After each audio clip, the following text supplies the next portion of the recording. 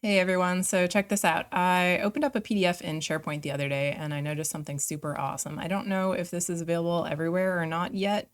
I haven't seen it in the roadmap or any kind of announcements. However, when you click on form fields in PDFs, you can now save your changes to the PDF. So if I click in this name field and put in some text, when I click into a second field, it gives me the option to save my changes and also gives me a pen tool to like sign things.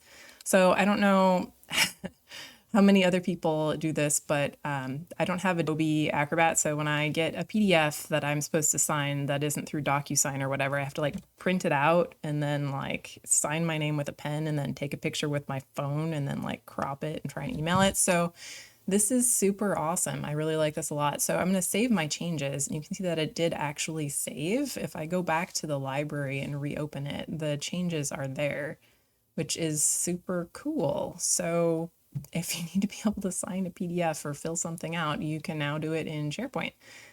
This is a first release tenant, so I've got that turned on in the tenant settings, so it may not be available everywhere yet. I'm not sure. Let me know if you see it in your tenant. I'd be kind of interested to hear, and I hope this is useful. Have a great day.